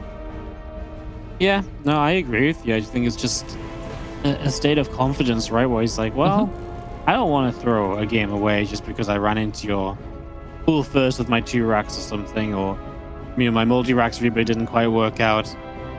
I really think just game 1 and 2 really showed he just doesn't need that kind of stuff. And yeah, game 3, just a little bit of a scouting issue, was the good build order choice as well. Wasn't a need to kind of be aggressive or anything there. And here we're on game 4. We'll see what happens as the Reaper is going to get out of there. Doesn't get a drone kill this time around. Can't have that every game, Kelazhur. Or so you would think. NG Bay block over at the 3rd base, and that drone goes for the cancel on the NG Bay since the Reaper's over here. You can't take a 3rd. You got to take the 3rd on the other side. This is the problem on Blackburn. You do not want to take that bottom side 3rd base because that's, suicide. Yeah, I mean, basically, Terrans love that because then they can just push straight into it. It's a real easy push for them. So you do not want to go there. And this Reaper is being very, very annoying, just slowing this base down as much as possible. And that definitely did slow Cham way off from where he wanted to be with that base. Yeah, I mean, it was absolutely Cham kind of starting up his hatchery at least like 10, 15 seconds later than he would normally want to, which does add up. Slower 3rd queen and all that, or not, yeah, I guess 3rd queen, slower drone mining over at that base and everything. Kelazhur is so good with that Reaper control. Like, he actually knows, he's like, yes, I can walk up one more time and confirm that your lings are not there because I will have exactly enough hit points to survive. I love that kind of stuff. Yeah. Well, just gonna wait for this to develop. I'm really intrigued to see just the kind of builds we come out with when, again, for Cham, everything's on the line. Kelazhur just starts a Banshee. Don't mind that at all. Just think it's safe. It's another map we've seen Cham play Roaches on in this event against Kelazhur earlier. Build a Banshee. I think it's just safe. Doesn't have to be with Cloak. You can just build 1 Banshee for safety here. Just something to keep you sturdy in case Roaches show up. You can add Cloak if you would like to as well, if you want to really make these Banshees harassing Banshees, but there's not a necessity. Yeah, I mean, this is a nice map with a lot of dead airspace below the main base as well. So, nice kind of pathway into the main base. Although there's going to be a lot of Overlords scouting you out in that sense for the Banshees moving forward. Well, there's Stim getting started on up, and there is a Roach Warren being added on. Hey, if it worked in the last game, then sticking with some of those Roachy boy plays, I don't hate it. No, I don't really hate it either. As our Roach Run comes through, the Laz coming up, Stim's on the way. Game is just really kind of settling down into a pretty standard game. Just Roaches obviously being the choice of Cham. Nice scout from Kelazhur. Sees the lat. It's not a super fast lat. Did he just sneak in the vision on that Roach Run? He did not. No. I feel like seeing the lat. Maybe he doesn't quite know exactly, but isn't in a terrible place to know what's up. Yeah, and I think regardless, he's still just going to be kind of charging on forward with his game plan at this point, right? He's got his double NG bays up, going for stam, get combat shields and all that stuff up. I'm not sure how much he would need to like immediately adapt his play before he spots out any Roaches, right? Yeah, that's true. I mean, honestly, like, he's pretty safe anyway, right? He's building tanks. He's got the Banshee. Right now, he's just going to be looking to cancel that 4th base. 1 Banshee on it, and the Queens are not nearby. 2 Queens now on the way over. Banshee's going to go for a commit. Banshee, commit. You got this. Yeah, Cham says you got this too. Cancels up. Yeah, Solid cancel over there. Slowing down that gold base for even a little bit is really nice. Cleaning up a lot of these creep tumors. Also, pretty important on this map. This map is definitely one of those maps where that kind of pathway through, there is, of course, like the attack pathways and stuff through the top, but that pathway through the center is so key. Keeping this area cleaned up on creep really helps out your pushes. Mm-hmm. Oh, absolutely. It's invaluable, really. Like the difference it can make is absolutely critical. So nice if you can keep that apart as we go. Set ourselves up right now and wait for what happens next, because I imagine Cham infestation pit. Yep, he's not going to play like a 1-1 roach timing, so he's just going to play infestation pit. He's going to tech up a little bit. I mean, this is kind of be cool because we're going to kind of see Cham play what he wanted to play last game, only without kind of the initial game kind of like offsetting kind of someone into a lead or anything, right? So it'll be cool to see how Kelazhur deals with that this time around. We'll see if he makes any adjustments based on maybe just being more comfortable in the game in the first place, you know? Yeah, in a world where the early game does not go drastically in one person's favor or the other, 2 players get to go to a mid game. Yeah, I like it. Oh, double drop heading on in. Looks like a spore collar immediately reburrowing. I think that double drop walked over a few overlords there, so Cham has some advance notice of that.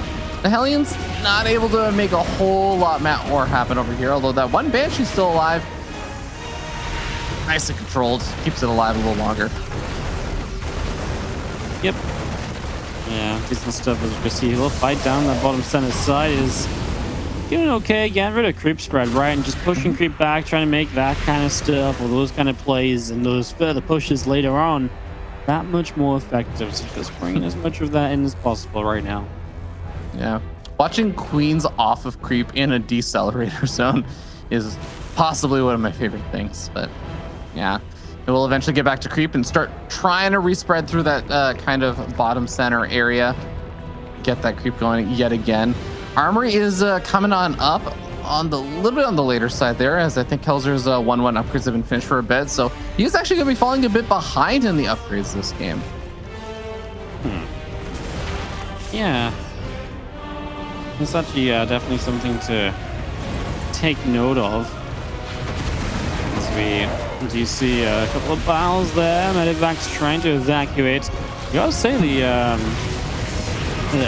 kind of drop play again, not really doing much apart from denying creep. And obviously there's a power to denying creep spread, but there's also a power to doing more than just denying creep with the drops. And once more, Cham's is going to try and rush up to those Brood Lords, which, if Kelazhur don't do anything about it, I mean, we saw what happened last game. The exact same will happen again here if you let it. Yeah, I mean, I want to put this game into context.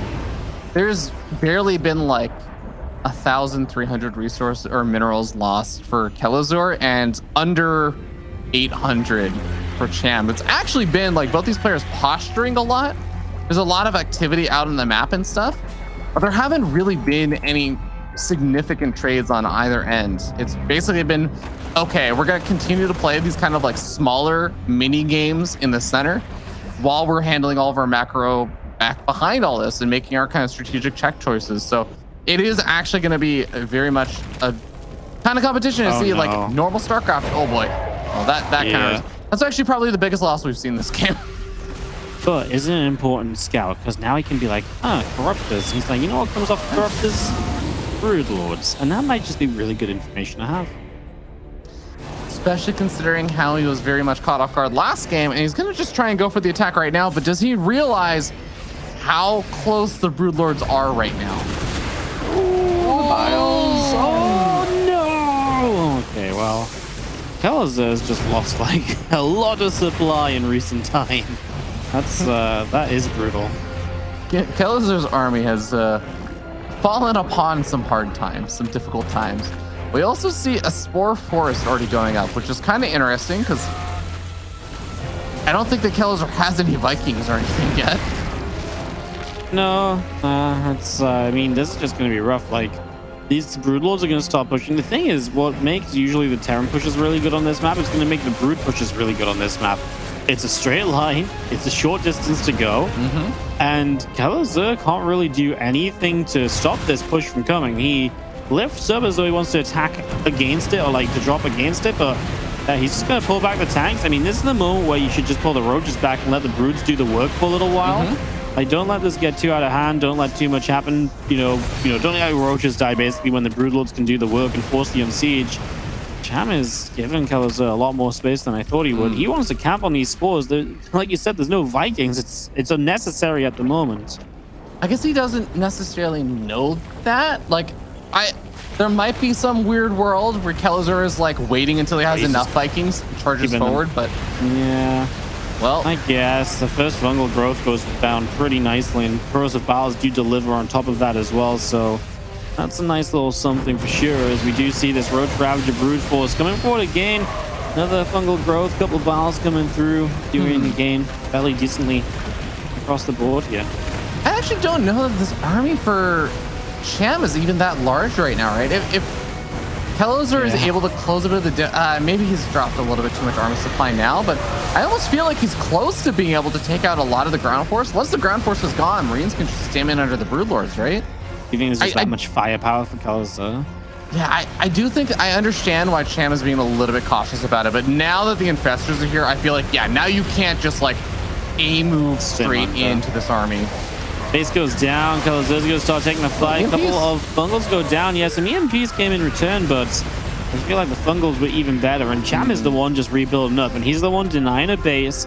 He's got the entire left side of the map set up as well. Yeah, SCV's just running. I don't even, was that intentional? Did they want to? It doesn't feel like it, but then what else were they doing? I don't know why they'd be clicked over there otherwise. As we continue on forward, the Roaches, the Ravagers, the Broodlords, the Zerg. Looks to be a little bit too much here for your Dragon, and it looks like Cham might indeed be taking us to a game 5 after such a convincing 2-0 lead from Kelazhur. He might end up going the full distance. It's highly possible. I mean, this is definitely a very rough, almost unrecoverable spot, it feels like, for Kelazhur, because what is he supposed to do? He doesn't have a superior army. He doesn't have a superior economy. He doesn't even have necessarily superior tech, even though he's got a few of these ghosts out. I really think he just needs like the most amazing EMPs on all the infestors, and he just needs to be able to have some magical way to start sniping off broodlords of the ghosts. Yeah, he really does. That one queen in the front is gonna fall down. Broodlords are gonna fire. EMP lands on an infestor or two.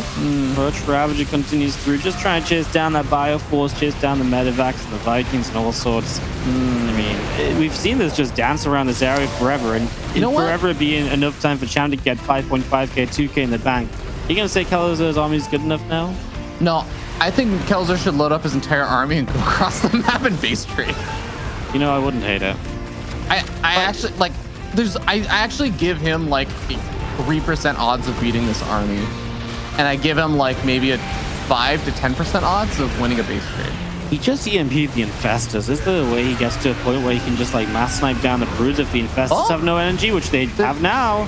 There's nothing to kill the Vikings. He's actually starting to kill the broodlords, but besides spores. Yeah. You know, it's kind of funny because I kind of thought the spore crawlers were kind of funny initially, and maybe they were a bit soon, but they actually are like really just allowing you to camp out this position. You know, one of the things as well is that Kelazhur put a lot of focus denying creep on the bottom side of the map early. Yeah. But the creep that's killing him is the creep through the center of the map, right? Like, the creep that allowed just this push to start is, oh no, the CC is not even going to lift up, so Kelazhur is going to lose the potential attempt of a fourth base, and, well, you can just see in the supplies where this game is going. Yeah, I mean, the bank has just been so heavily in favor of Cham. Even if Kelazhur landed a nuke on that army, I actually think Cham would still be fine before the counterattack.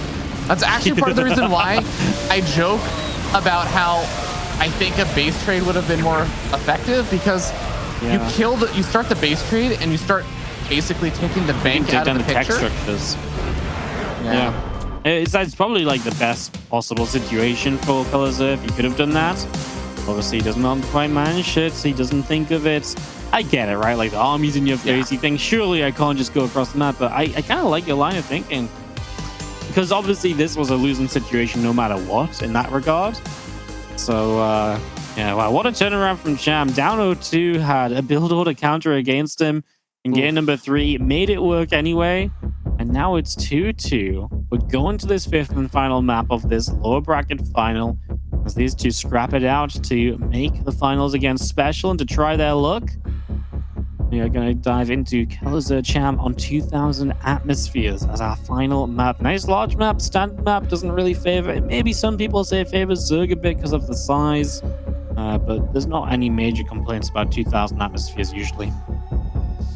Yeah, I think it's gonna be hopefully like a pretty normal-ish map for, I guess, this final game. I don't know, Wardy. Like, okay, there's one thing I do feel, which is Roach opening and then adding on, going into like gradual tech up to the Infestors, thinking about the later stage Broodlords has absolutely been working. But let me ask you something here, Wardy. Huh? No, go ahead, ask me. Yeah, I was gonna say, like, what do you think? Actually, I have not been thinking about the map at all. That's a good point. I was going to ask, what do you think about going into like the battle mech and stuff again for Kelazhur? But oh well, battle mech. It's actually not a bad map for mech. So mech's a possibility. If he's comfortable with the mech, I actually think mech might be his go-to because right now Cham seems to be thinking like, oh, Roach Ravage Infested. Well, I don't necessarily think it's a good map for that.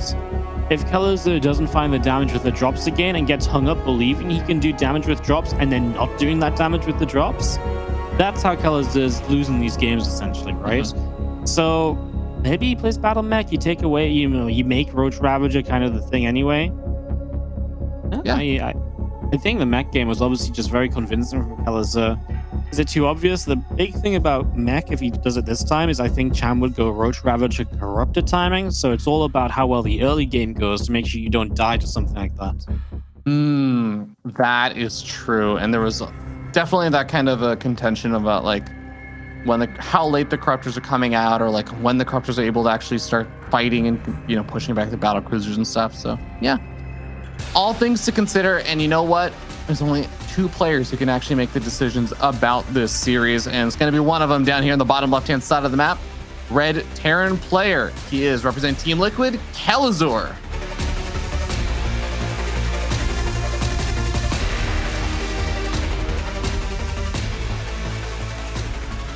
Top right-hand side from Team GP from 02 to 22. This is Cham.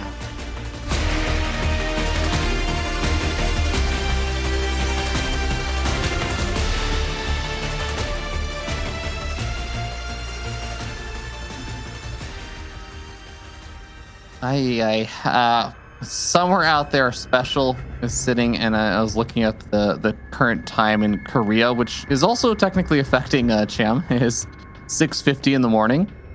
I hope that Special has just woken up and has not stayed up for this match. Is probably watching this and being like, all right, if I have to face off against Cham, have a good idea of some of the stuff he's probably going to be favoring in this series. You know, the good thing about this event, though, is that you do have a pretty good idea of when you're going to play because, you know, it's only ever like 2 matches. You know, the first match is going to start, what, like 5 a.m. Korea? So you either know you've got to, you know, you either know it's like that 5 a.m. time, or you know your second match, in which case you can wake up at 5, right? So it's not super terrible for me. Like, it's obviously, I wouldn't want to wake up at 5 a.m. and play StarCraft, don't get me wrong. But it's more manageable than like some tournaments, which are like, hey, like, you're probably going to play at like 5 a.m., but you might have to play at like 3 a.m. if the other matches are quick. So, like, be here. So, that's kind of like a nice... I think that's a good point. Especially since, yes, for those who don't know, like, if you haven't noticed, sometimes if Europe finishes up really quickly, we do have a little bit of a waiting period before Latin America starts, just because players actually have to be here, right? And if we can't tell the players, like, all right, can you just show up at the beginning of Europe and just, you know, be here for 8 hours? Just in case everything's a 2-0 in 2 seconds. Yeah, just in case, like, that's not a reasonable ask. So, of course, we do have a start time for the Latin American players. All the fun administrative stuff. It is very strange to see that there is just nothing on production tab for like 15-20 seconds for Cham. But I understand why. He was saving up for the hatchery, but now he's up to like 400 resources, unable to get down that 3rd base, and now he just fires up 5 more drones. Is at the point where now he's supply blocked himself because he's out of his normal build order and stuff, and is still unable to get down on the 3rd. Oh my god. This is really, really rough, actually. Like, this is just not where you want to be in the slightest. It's horrible start. I mean, like, you know, we go back to games 1 and 2, and so much of it really was just Cham falling behind early. And look how good he did when he had better early games, right? You know, does good damage himself or just doesn't fall behind initially. He does a fantastic job. Just now already things are starting to go that little bit wrong, and that could be a little bit concerning. Yeah.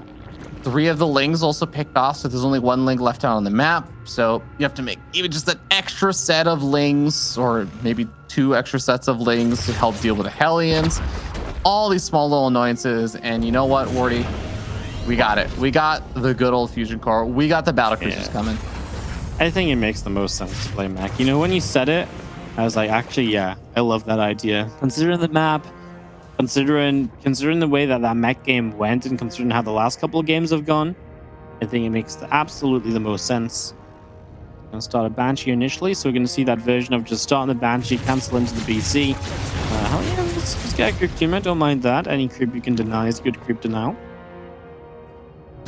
that is a motto to live by. Any creep you can deny is good creep denial. Unless it costs you units, right? So, you know, don't deny the creep if it costs you every single Hellion you own. But otherwise, deny all the creep in the world. The world could always use fewer creeps, Wardy. At any cost. Not wrong. Yeah. Roachwarren comes on out. That is going to be the go-to over here. As Cham, of course, does not know necessarily yet that he is going. Actually, no, he has spotted out the fusion core now. So Overlord did make it all the way to the back reaches of everything. So he might have probably a pretty good idea that he's going to be up against battle cruisers, and there's a decent chance, especially with the gas guys coming down now, that he is going to be up against that mech. Yep, no, he's absolutely. Those extra gases coming through this time is mech. 5 spores. So, yeah, I mean, the thing is though, the game he lost to mech is the game where he lost to like 10 drones, right? And it was chaotic, and he fell behind early. The thing is, like, overbuild. I'd rather you overbuild spores to help turn this BC away than you build like the bare minimum of spores, take too much damage, and you basically kind of die over 20 minutes because of it. So I'm down. You know, you build those spores, Cham. You go for it. Yeah, no, I absolutely agree. It's just always funny to so like, oh yes, it is a capital ship, or you know, it is a super powerful ship that is running around in my base. Maybe I do need 2 or 3 units to deal with it. Yeah, a lot of people are just like, one spore, I got this. It's like, it's a battle cruiser. Like, there's no shame building more than a spore crawler, you know? No one is going to think less of you for building more than 1 spore. Hellian's going to get a good few lings for free. I mean, that's just... I mean, CC takes a lot of damage, but I feel like that should never die, because you can just put an SCV on it to slowly repair up, and on those lings is a real cost. So there's the BC, well defended so far, not really able to do that much, honestly, and I mean, that's absolutely the right kind of idea. Yeah, does open up the pathway potentially for Hellions to run on, or they don't decide to sacrifice their lives for the drones. So only 3 end up going down. BC, I love that this BC is literally, it just attacked buildings basically. You know, it's just like, haha, fear me. I just imagine one of those like people who has like a massive costume, and it's actually just a really scrawny person underneath it. It's like, fear me, all the drones run away. It's like, nothing actually gets killed though. BC comes back, Casticus, he gets a drone. BC, you have to remember that I also predicted Kelazhur would win, so of course I'm caster cursing in my favor. All right, makes sense. Second BC about to show up, flying across the map inside of teleport, and definitely the right idea. Spy is done, Corrupt is on the way. Gonna finish an overlord. Please finish the overlord. So many people do this thing where they like, they like start to kill an overlord on the way in. They're like, ooh, queens, and they like attack the queens. Like, oh wait, they kill me. So then they drop the Immortal and teleport. I'm like, but just kill the overlord. It's right there. It takes 2 more seconds. I know it's only like 100 minerals. It's not the biggest deal, but you know, in a game where everything matters, you never know. Yeah, maybe that's a supply block that you miss and given to the other guy. It's a really good point. It could be a supply block. It was absolutely not going to be in this case, but it could have been. Yeah, I mean, you don't know that as Kelazhur, so. How do you know Kelazhur hasn't been counting overlords? He sent his battlecruiser everywhere, man. He counted every single overlord, every single unit, knows exactly what time of the game it is. But here's the thing, Wardy, you and I both know, having talked to enough pro players, I bet you a lot of pro players don't even know how much supply an overlord gives.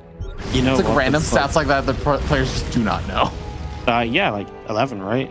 Like, what? 11 guys? No, not 11. Yeah, I love. It's just it actually makes sense to a degree. Like players know things by feel rather than like the exact numbers and stuff. But it is really fun when you're like, do you know how much damage a Marine does? It's like you're asking a Terran player, and they're like, I don't know, like what, 3 or 4 something. I'm like, that's less than a worker, man. Like, come on, you're better than this. I mean, I know that feel because I didn't know that. I didn't know that. Yeah. So it's like sped up when they when they got charged. Oh, yeah. Oh man. Yeah, No, you see early game zealots, they look slow. You see it later game zealots, they look fast. I never noticed there was different speeds. I just thought one zealot it moves like that, multiple zealots move like that. Let me ask you something actually. If you hallucinate a zealot, or like you hallucinate a zealot and you have charge, do you think your hallucinated zealots are faster or slower? Or I guess like if they have speed or don't. They seem like gonna be slow, otherwise there's no point to the quest. No, they actually have speed. Oh well. Yeah. I mean that does make more sense because a changeling exactly copies the unit, right? Otherwise you'd be able to tell it's a changeling. That's true. I guess I didn't think of it that way. I just thought like that's my actual logic. I just thought because you asked me, it seemed like you wanted to catch me off guard, you know? I'm not trying to catch you off. I'm not here to make you look bad, Wordy. That's a first. I mean, you're not wrong, but like this time I wasn't. We haven't seen these battlecruisers and the Hellions kind of poking forward yet again, but overall, a really cost-efficient game so far. Obviously, Kelazhur trading out the BC health and everything, but even his Hellion count has actually been maintaining pretty high, killing off a lot of the creep tumors and stuff. He's only lost 5 Hellions so far, so I have to say, pretty well controlled here for Kelazhur, and this does allow him to do some really scary things with these Hellions since he's been retaining them and just basically being able to overrun small groups of units. Copters on that bottom side gonna go for the planetary. Only 1 turret, now 2 in range. I mean, the planetary should die. BC showing up though, so maybe oh my God. Roach is just gonna run onto those tanks. That kind of, I mean, it worked, but was it worth it? I mean, maybe if he gets a bunch of SCVs over here because the tanks have to unsiege and run over, and Kelazhur is also just busy. Yeah, the little bit of additional kind of damage being done now definitely adds to it, of course. Cham for a while wasn't rebuilding too, and I was a little bit worried, but now he's building a lot more roaches. These Hellions gonna go on a run die. Oh, here are the drones. Yeah, okay. They're there, but the spines are actually really good in this scenario. So the spines make it so you have to target fire the drones, otherwise you hit the spines. And that actually takes, like, that just makes it harder to do, right? To click on the drones when you're also splitting them up everywhere. So the spines are a massive deal there. There was also so many Hellions for Kelazhur. I didn't quite realize just how many Hellions he had in the game. He just lost a ton of them. Yeah, he went from 5 Hellions lost to 25 Hellions lost in the last minute or so. And only really got 9 drones in exchange and maybe a handful of lings and stuff here and there. But definitely some good trades there for Cham. Absolutely, for sure. We've seen our infestation pit coming through. I love that we're at least teching up a little bit for Cham. I mean, it's not been super quick, but it's been kind of the hectic game that you can get by without it. So that's all right. We'll see where it goes in the end as we have the group of BCs moving over. And again, they are something that Kelazhur was so good at earlier, moving them around all the time, keeping them active, and going to be very much so the same here. Yep. As he comes to the upper left side, and the Corruptors are going to make their way. They thought about it, but then they're like, actually, we don't want to get you martyred if we don't have to. What if we just don't fight the BCs that are going to escape anyway? Sorry, boss, I couldn't find him. It's like if you are playing like Metal Gear Solid or one of the stealth games where the player character will just absolutely murder everyone. You're just like, oh yes, my vision, I have not noticed them, so therefore they have no need to attack me. Like, maybe this is the better play here. Yeah, absolutely. I do think it's kind of cool that, like, basically every time you bring the battlecruisers around to some particular angle, like, you know you're forcing all the corruptors to go to one side. And this is exactly one of those cases, right? You do that, teleport out, but all the battlecruisers drew all the corruptors and a lot of the units down to the bottom right, and he was moving up to the top left. Would love if you at least scan to clean up some of the creep tumors and stuff over here, so it would start receding before the army got here. But yeah, no, it would have been kind of nice to clean up a little bit, but maybe just not available. Also, Corruptors try and find a dive. The main thing they look for there is actually to see if the BCs are there, because obviously the BC teleports on cooldown. So if you can take the fight right in that moment, it's actually really good for the Corruptors to kind of like dive through and actually kill off those BCs. It's finally their chance for revenges. Oh my god, well, oh lord. Siege Tank Line V2 for this series is that is a literal line of tanks. It's like, hey, the pathway you walk along is this way. Follow the line. They're just drawing an arrow to know so that the battle cruisers can see from way above where to go. Way. Yo, the muta count though. The muta's in production right now as we end up seeing tanks are so clumped up that these Crucibles are landing on like 4 of them at a time. But the 20 mutas just popped, and we're going to see a repeat of the situation from that game number 2 where it was a mech game and it was just a massive swell of mutas. There are a few cyclones in the mix. I like it so much more because it just happens sooner in the game. He didn't waste a bunch of money pretending he was going to go Broodlords and then not. Like, now he actually shows up. The mutas will do a good amount of damage. Immediately, Thors have to build. Again, it's just happening so much sooner and before he lost so many more fights. So the decision making is just cleaner. And that's going to go a long, long way right now for Cham, who chases this army down. Knowing a lot of units are in production apart from those tanks there, which he just walked straight into. So maybe he should have stopped. And just as Cham does really well on something, it feels like he's like, oh, I don't want these units anymore. Bye. Production is protected. The mutas are going to have to go through a lot of missile turrets on the retreat. Even the Cyclone's getting some lock-ons over here. And the Cyclones are getting target fire down, but they're running through even more of these missile turrets. Looks like at the end of the day, most of the mutas still get away. How many mutas ended up dying? Only 3 mutas died. Wow. That's all right. The only problem I have with now you have mutas in your army still. It's like, are they going to do much ever again? You know, the good, I mean, because actually you kind of want to trade these mutas out, maybe not like for free, but you kind of want to get rid of them slowly because now you want to get Roach Ravager because your opponent just made a bunch of Thors, so there's going to be less tanks on the map.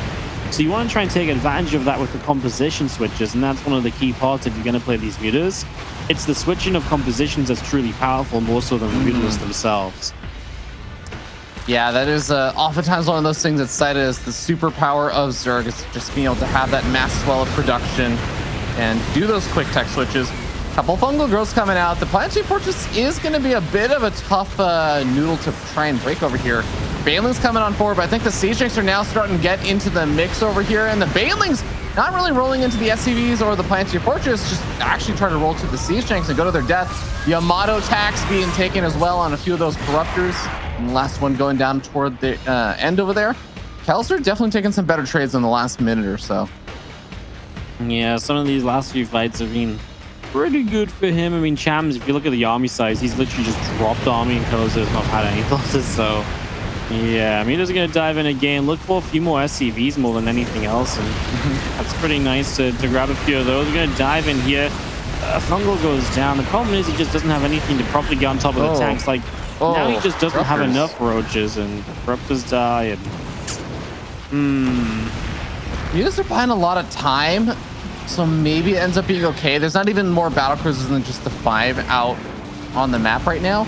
But it's kind of interesting because there's only really 9 Corruptors out on the map, and there's 5 battle cruisers. There's no more Corruptors being made. Yep, I mean that's definitely a bit of a plus, right? I mean, Cham is. I feel like Cham is just stuck again on trying to fight this army. Now he's like, oh yeah, Neuron. But he could have been setting up into this for so long because he's had the money, and that's maybe where he struggles. Like a lot of his tech switches and movements up until now are good, but it's like at this point he sort of runs into a brick wall, and he's not really found an answer to running into the brick wall just yet. Yeah. Well, we're going to see fungal growths coming out on some of these cyclones, so that means no energy for Neural since there's only one infestor, and now the battle cruisers just pretty much reign supreme, even after some of the Armados have already been used before they get to the Corruptors. And this little attack force is also going to be able to snipe off the base. Hey, I forgot this was Battle Mech because Kelazhur has been on the defensive this whole time. Yeah, I mean, he's finally going to get to be active with this army somewhat once again, going up to that top side. Cham still has the money to keep rebuilding, but the problem is you can have the money to rebuild time and time again. If those units still just get killed off, it doesn't matter. Eventually you will run out of money. And that's where we're going. We're still just rebuilding more of the same. It doesn't feel like he's getting anything more grouped together than in the past. The only good news is Kelazhur is kind of low on money, but he still has bases, so he's got an income. So it's not like you've stopped him from mining or anything along those lines. It feels as though Kelazhur's at this stage where this army just isn't dying. And so what are you going to do about it? And it looks as though Kelazhur's just going to end up kind of moving his way through all of this. Yeah, I think the cycle. Oh, there's only 2 cyclones left over. I think quite a few of them have died now, but he's got 4 cyclones on the way. Here comes a big Baneling run by alongside the Corruptors, but the repair is keeping this planetary alive for quite a bit of time. At least getting to an okay trade out there, considering there's no other defensive units there besides the planetary. In the meanwhile, Kelazhur is just ransacking base after base, as now even splitting up the battle cruisers to head over to the main, where I believe the hive is, as well as the infestation pit. Yeah, I'm just going to find a lot of tech. I mean, Neural Parasite built, and there's not an infestor on the map. And I do think Neural is what Cham needs, but again, he left it way too late to actually build up into it. You got ABC. It's a small victory, but any victory is going to be good for Cham because it is something that Kelazhur can't immediately rebuild. You know, he's got to, look at those minerals and say, well, I really don't have a lot of them. And if Cham can just about find a fight, maybe, possibly. Ooh. He's trying to catch this army, I imagine. Yeah. The tank siege, though, and that's a really good siege. It's a smart siege because Kelazhur knows what Cham's trying to do. Yeah, but it's going to be Thor's kiting back to Siege Tanks, so it does take a bit of time. And it's really awkward, right? Because if you want to retreat back further, you're actually retreating onto creep. Because there's that base over there. The Siege Tanks also unsiege for a moment. They are still going to be able to get in range to hit on top of all these Ravagers, but it is just an overwhelming number of Ravagers and Corrosive Vials. A costly trade at the end for Cham, regardless, though. I mean, it's expensive for both of them, but Cham at least has a bank already in place. I mean, again, you do lose a lot of key units there as Kelazhur. Cham lost a lot of Ravagers. Neither player is going to be happy about having to rebuild that. Cham trying to take these gases. He's trying to get to the top left base. What we are seeing right now is this is actually a massive pickoff. Getting this planetary denies a big point of economy for Kelazhur. What we're getting to the point of right now as these SCVs continue to go down, BCs come up to the top side. I mean, we're getting to this stage where it's almost like Cham can maybe take advantage of the size of the map and just having so many different bases he can go to. I say that, but then the BC show up and it's almost like, well, yeah, kind of for a moment, but the BC saying, not allowed. I mean, they're probably going to deny both top side bases. Yeah, I do have one fear, which I think is maybe going to be shored up for Cham in a second as more Corruptors do start to pop, but he is broke on gas. Basically, all of his mining bases just got picked off. Now, the battle cruisers are up to a number of 6. You throw out 6 Yamatos, we're down to like 9 of these Corruptors. I do think that is going to be a bit of a concern. If he just isn't mining gas, you can't really remake the Corruptors anymore.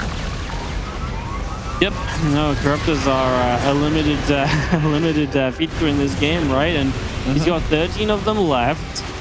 I mean, the BCs just find so much value, and that lasts all the way to this late game. There's only 22 SCVs remaining, so Kelazhur is really running low on fumes. He does not have very much left. I mean, yeah, he really doesn't have much left both in of the them, right? slightest. Sorry?